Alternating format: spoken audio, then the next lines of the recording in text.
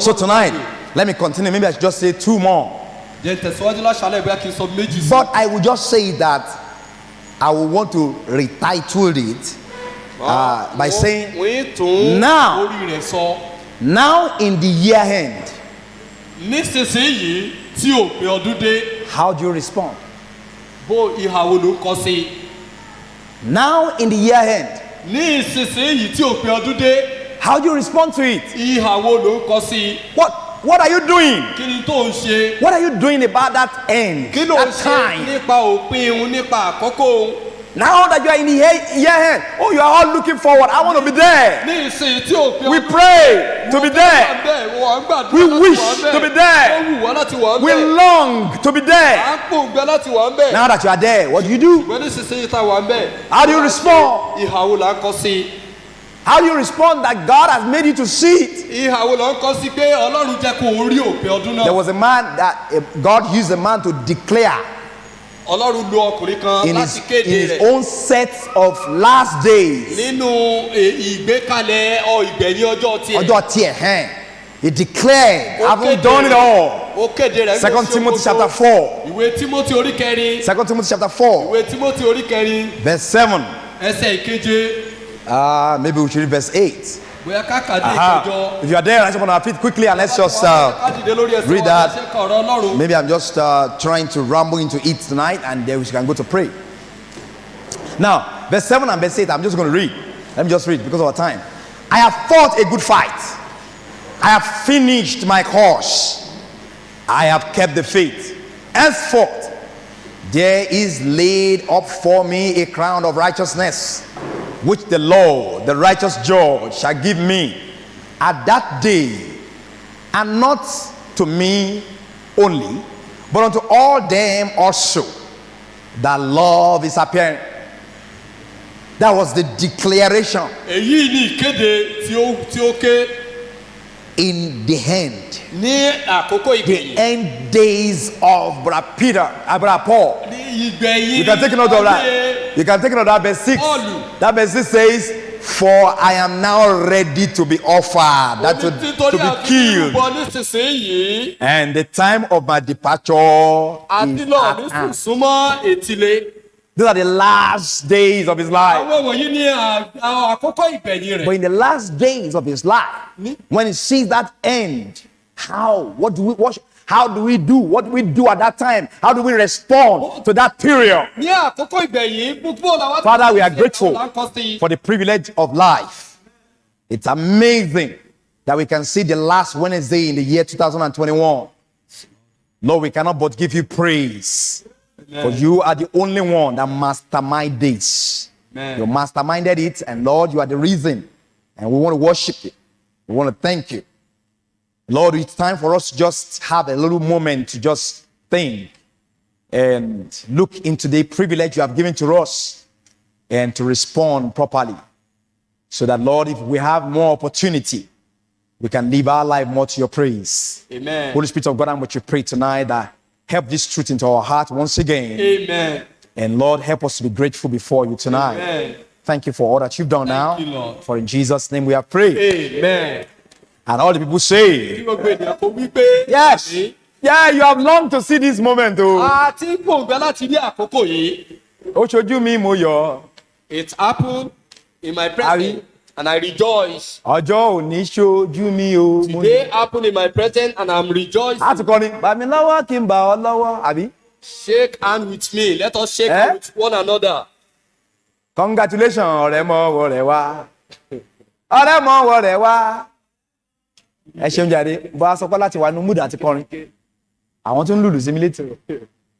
Stop drumming. What are we talking about? We want to see that end. We long to see it. We pray for it. But why? Why do we want to see the end? God has given it to us. Praise God. It's not just for us to just feel good about it. That thank God I saw the end. Hallelujah. Yeah. So much has happened in the year. Maybe some of it we have even forgotten. Times of our fear, Times of our worry, times that we cannot even tell what we become the next day. And even the side of this world that we are living, it seems as if our life is just from hand to mouth. If we are just more like the widow that said, let me just eat this one and that. This side of the world, this side of the world. We don't even know what will become of tomorrow. It's not as if the life we are even living in our country here, we don't have future. But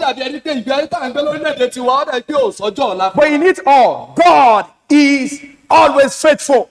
God has always been good. God has always been sustaining. And He brought I don't know whether you have taken your time to really look into it and say, wow, I've got it to the end. Today is 29. Tomorrow 38. Then we see the last day. These are the set of last days. The set of last days. And it's a privilege that we need to make good use of. It is our prayer that God will give us more opportunity to live. If Jesus Christ has not come. But so what is the first thing that we are supposed to do? How do we respond to this moment? What do we how do we respond to this time? Now that God has made us to climb to this that part of this year, what should be our response? Number one, evaluate yourself. It is time to take ourselves into account. But Paul said, I have fought a good fight. He evaluated himself. I have finished my course. I have kept the faith. Now that I'm here, now that I happen to have the opportunity, it's a time. God give me now this opportunity so that I can evaluate what has been my life in the year 2021. To honestly inspect my life, to honestly judge myself. My daddy always tell me that. My daddy always tell me that if you don't want anyone to tell you, tell yourself. If you don't want anybody to judge you, judge yourself before I do. I mean, honestly, we need to come to our place and how do we live this life? How do we live this year? What have we done this year? If God is to take us into account of this year, what will be the outcome of what we have done?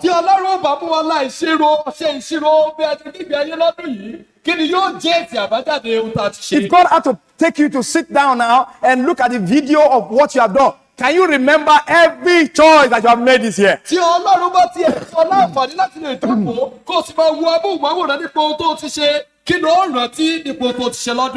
have gone through the year. You are privileged all through. But what have you done? The end of the year is a moment for us to think, to sit down, to look into our life and to see how we have done it. To evaluate it. To inspect it. To study what we have done. To look into it and investigate and see. Somebody said to sift. To sift it. And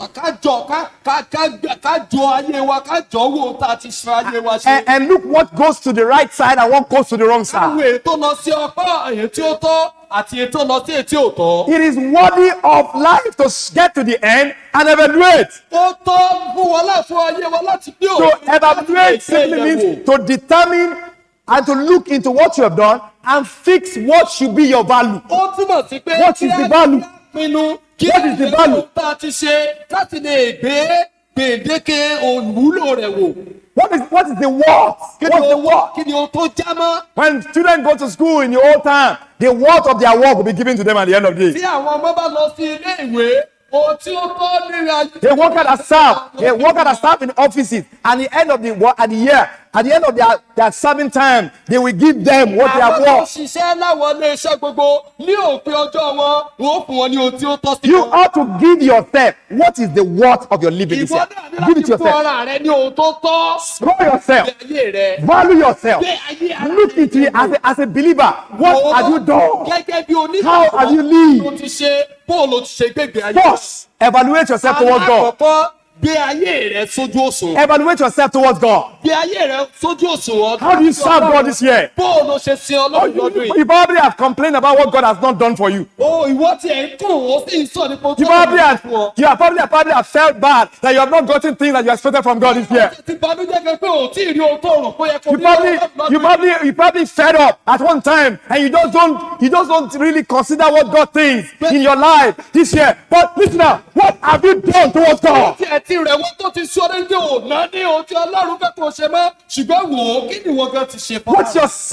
What's your service value this year? kí ni òṣùwọ̀n What's the worth? lọ́dún yìí? What's the worth of your life that you live towards God? Are we rich towards God? We are poor. Kò dé ti Ọlọ́run so jọ́lọ́rọ̀ sọlọ́run ni àbí tálà ò tó sì sọlọ́run. If God is to value what you have done this year, what will be your result? Tí Ọlọ́run ó bá gbé tó ṣe lọ́dún yìí yẹ̀ wò kí ni yóò jẹ́ àbájáde rẹ̀? When we are in, I've seen people many times when they are in a program or situation where they have to give them the reward. When they are giving them their work for the end of the year, or what the envelope or what they deserve, you will see many of them will want to hide it. They cannot show it to others. Things that they have done or what will be the end result of their life. Because you always want to put to an end when you're not proud of it. Jẹ́ àti rí àwọn ibi tí àwọn èèyàn ti ṣiṣẹ́ tí wọ́n ti máa fún wọn ní ẹ̀tọ́ wọn nígbà tí ọdún bá parí ṣùgbọ́n ọ̀pọ̀lọpọ̀ ó mọ̀ fi pamọ́ wọn nílé fi hàn àwọn yòókù nítorí pé àwọn gangan mọ̀ wípé nǹkan ṣe kò ṣeé mú yọ. Kò ṣe é mú yọ̀gàn. Ṣé Ọlọ́run lè mú wa yọ̀gàn nínú ìgbé ayé wa sọ́dọ̀ Ọlọ́run God make us lọ́dún yìí? and living for him. How do you do your tithe this year? Bó ló ṣe ṣe ìdámẹ́wàá rẹ lọ́dún yìí? Are you faithful? Ṣòjó ló ti tọ́ sọ́lọ́run. Oh, you complain that God didn't bless you, but are you faithful in the little he gave you? Ọlọ́run ò bùkún fún ọ. Your faith promise giving. Have we not failed in our promises over and over and over and over again? Ṣé máa kùnà nínú àwọn ìlérí wa lójó gbogbo ìgbà ní gbogbo ìgbà? How do you do your Bible reading this Bó year? ló ṣe ṣe nínú Bíbélì kíkà rẹ lọ́dún How yìí? many times do you quit this year? Ìgbà Quitted ló ti fún almost every month. ní gbogbo oṣooṣù. Every month you read it for, I asked one of our children one time, I said, hey, have you read the Bible today? Say yes. Èso tí ká ló lè rẹ lónìí oníbẹ̀ ni. How many chapters do you read? He first said 5. Orí èdè ló kàn, ó kọ́kọ́ ní 5 márùn-ún. chapters. Wọ́n ní No, orí márùn-ún tán. He said 5 verses. Ó ní rárá sá o, ẹsẹ̀ márùn-ún mo fẹ́ sọ. 5 Ẹsẹ̀ márùn-ún. 5 verses. Ẹsẹ̀ márùn-ún. What happened to the rest? Kí ló ṣẹlẹ̀ pẹ̀lú yòókù? I'll read it tomorrow. Ìmọ̀ kà lọ́la, That's a shame. ìtìjú ńlá. 5 verses. Ẹsẹ̀ márùn-ún péré. And then they spend the remaining of the hour to play and to find for what has been your word towards God this year. Kí ni nǹkan tí o tọ́ sí Ọlọ́run lọ́dún yìí? If God is to even give it to us, as we have done, thank God for His goodness that He's so merciful. Lára rẹ̀ kó já láàánú. If God will look at how we do, determines how we go through the year, what will be the end result of our enjoyment from God? Ọlọ́run bá wo ayé wa pé ohun tí a ṣe Hey. bí a ṣe ṣe kí ni yóò jẹ́ àbájáde? Do you serve God wholeheartedly this year? Kí o sin Ọlọ́run pẹ̀lú gbogbo ọkàn rẹ. How faithful are you to the services? Bó o lọ ṣe jó lótìtọ́ tó It is jẹ́ time for you to evaluate. àkókò ní fún It is not time to grumble. It's not time to grumble. Kì í ṣe àkókò láti kun o. It's not time to feel bad about what you have or what you don't Kì í have. ṣe àkókò láti máa banújẹ́ pa tó ní tàbí tó ní. But it's a time that you honestly need to look at your life. That how do I journey with God in the year 2021? Àkókò tó yẹ kó wo ayé ara rẹ pé bó o ni mo ṣe. Evaluate yourself. Evaluate yourself. What about your prayer life? Bó o ní bí ayé àdúrà Didn't you rẹ. throw your prayer at God throughout the year? Ṣé o kàn máa ju àdúrà rẹ o kàn máa sọ lóko mọ́ Ọlọ́run? Can you talk about improvement in your prayer life? Ǹjẹ́ o lè sọ nípa nǹkan tó yàtọ̀ nípa It is one thing about Bible now. It's not about your prayer life. ṣùgbọ́n nípa ìgbé ayé àdúrà. How many times has the word of God got you to make good decision for God? Ìgbà mélòó ni ọ̀rọ̀ Ọlọ́run ti dé? What decision do you make for him this year? Tí ó dára fọ́lọ́run. How many times you said, God said so, and I'm not more doing that. God said so, I'm going to do that too. How many times did the word of God get you to decide? Ìgbà To mélòó ni decide ọ̀rọ̀ Ọlọ́run ti mú ọ ṣèpinnu this year. lọ́dún yìí?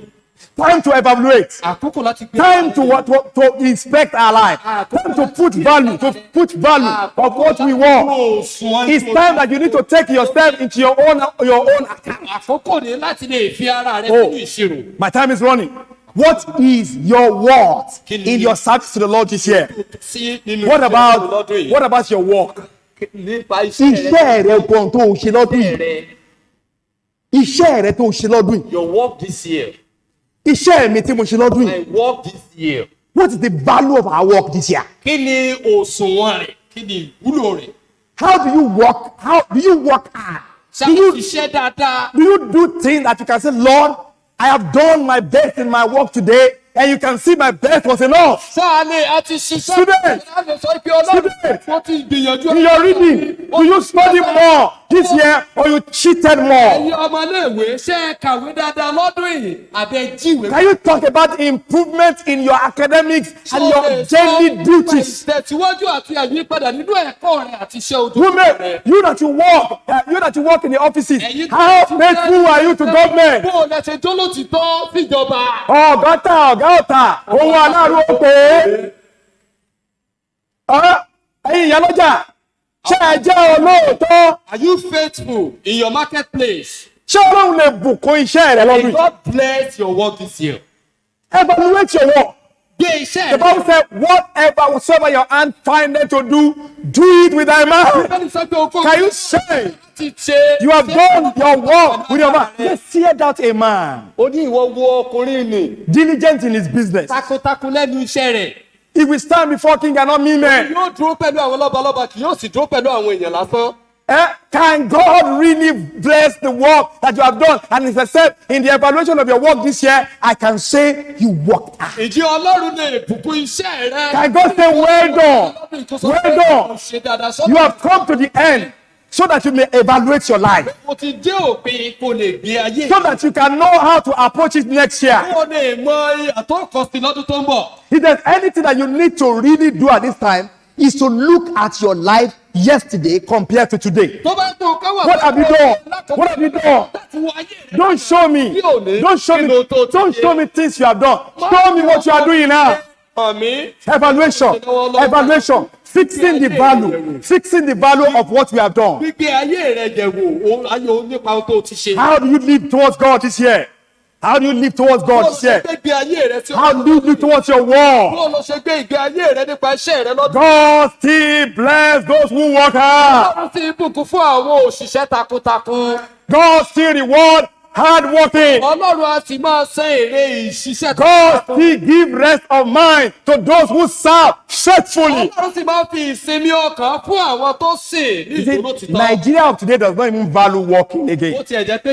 Even among our young people, you will even hear them say, more work, plenty money.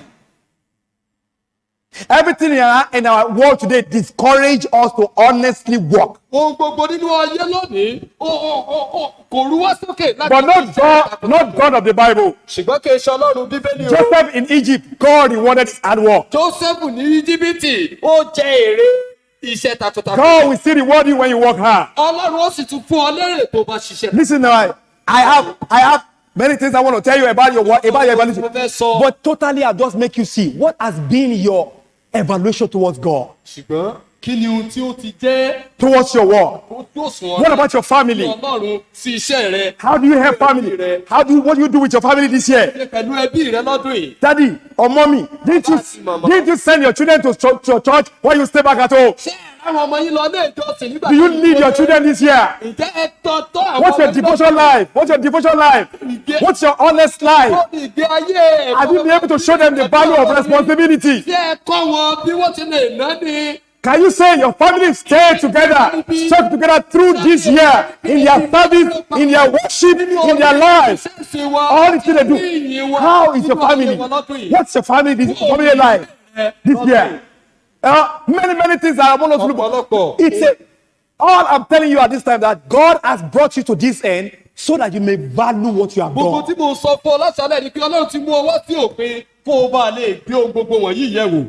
But Paul said, He has fought that fight. Ó ti ja ìjà rere. He finished that which God wanted him to Ó ti do. parí tọ́lọ́run fẹ́ kó ṣe. He kept that belief in God unto the end. Ó sì pa ìgbàgbọ́ yìí mọ́ nínú Ọlọ́run. It is the honor of God's people to do it unto the end in the will of Ó God. jẹ́ ọlá àwọn ènìyàn Ọlọ́run láti ṣe títí tí òpin nínú ìfẹ́ Ọlọ́run. Number 2, Ẹlẹ́ẹ̀kejì.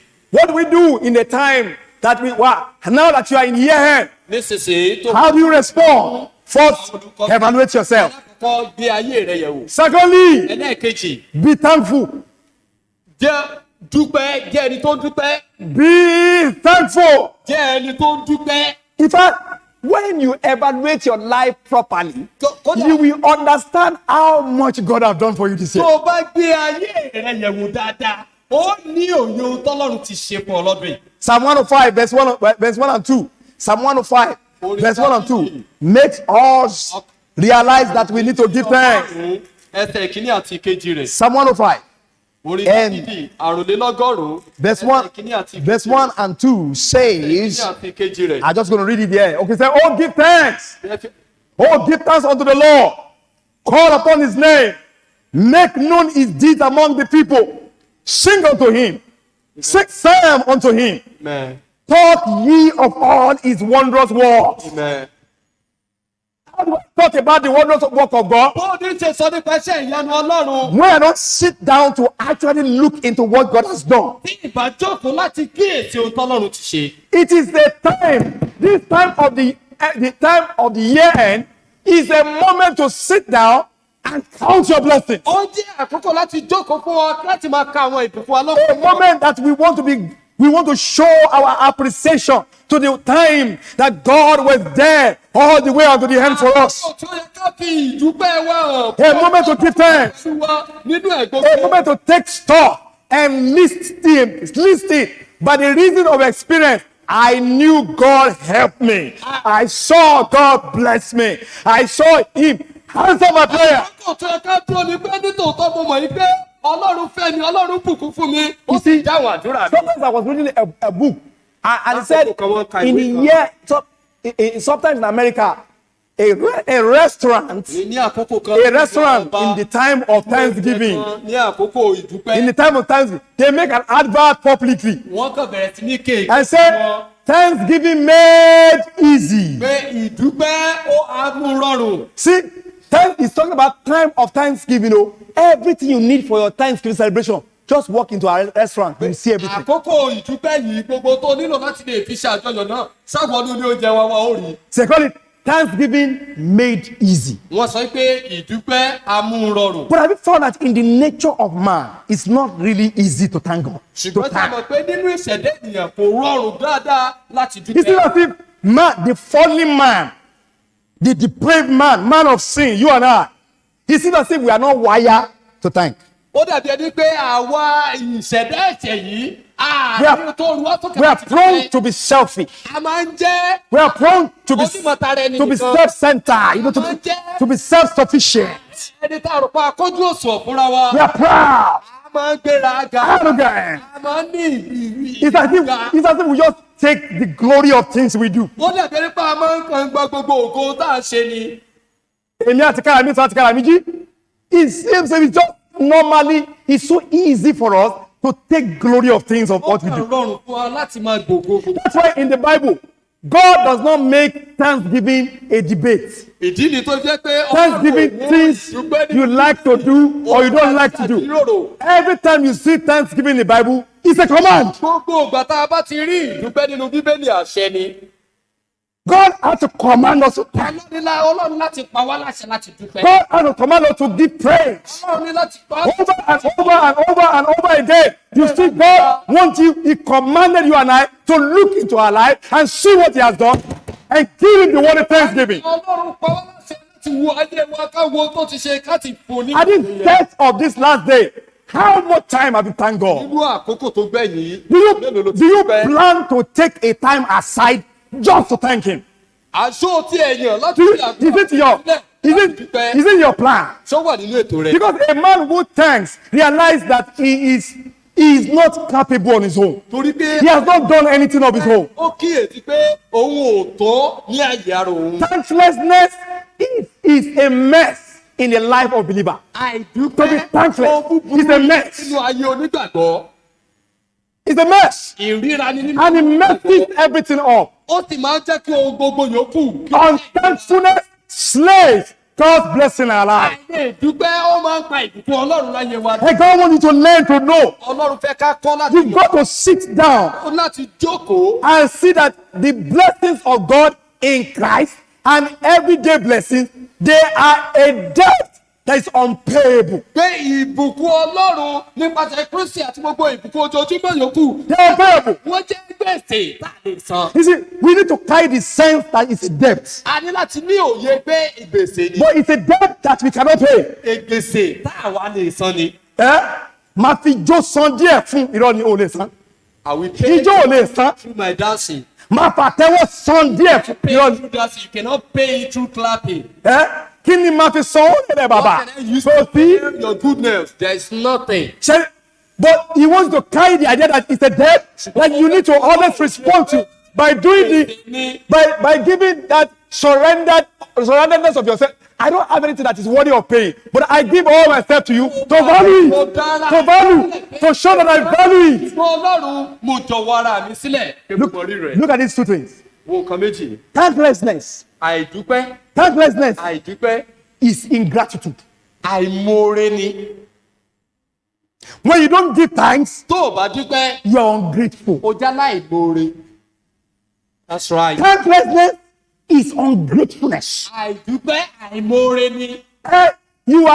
It is an attitude that you forget what has been done to you, or you value less of what has done to you. ó jẹ́ ìwà pé o gbàgbé ó tá a ti ṣe fún ọ. Definitely. tàbí o fojú tẹ́ńbẹ́lú. When you are ó tá a ti ṣe fún ọ. ingratitude, when you are ingrate, tó bá já láìmoore. you easily forget, ọ máa gbàgbé gbogbo ìgbà ni. or you pay less attention to it because tàbí you tó see, tiẹ̀ má which ta means pẹ́ẹ́pẹ́. you only live for the moment. tó túmọ̀ sí pé o kàn gbégbé ayé rẹ pákókó. Ohun tó ń jẹ nìkan ló mọ̀.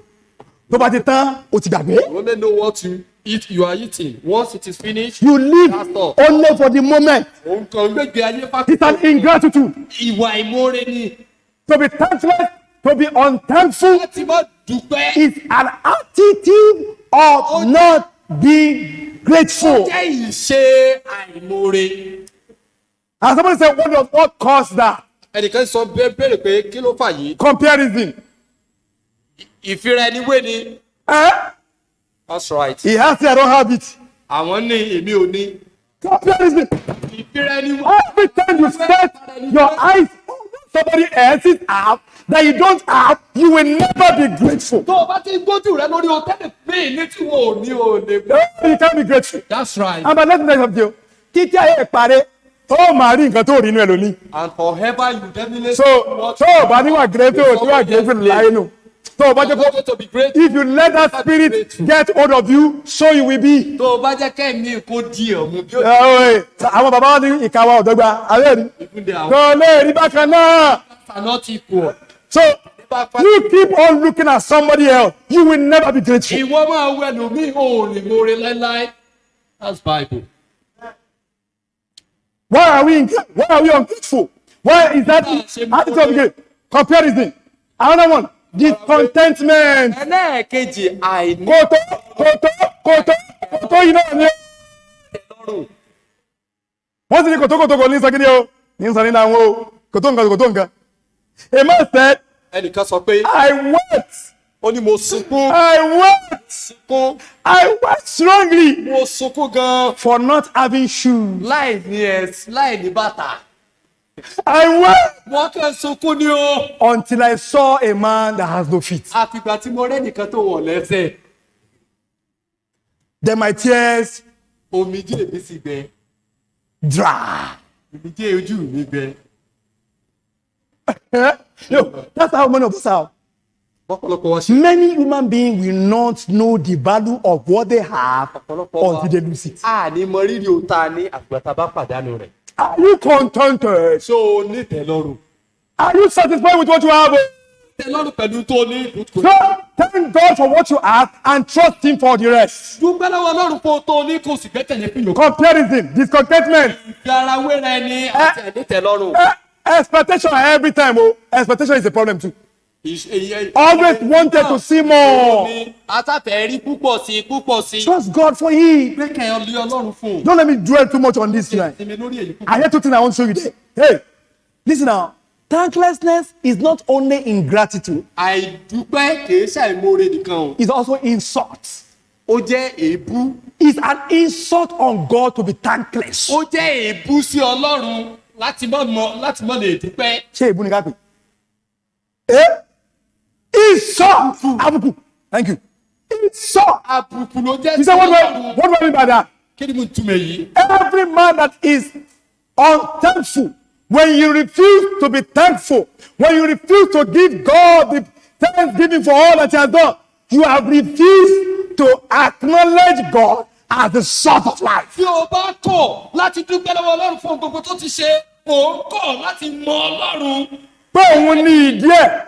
Ó ní He's the source. He's the source of life. He's the source of blessing. He's the source of every good. There is nothing that you have that God did not give you. Whatever what you have now, and things that will still come tàbí tí ó tó wá from the Lord. ọwọ́ Ọlọ́run ni. Whether we are or we are there, we are the Lord's. Wà láyé tàbí àsì láyé tọ́lọ́run ni wá. Unthankfulness makes you fail to realize God gives things.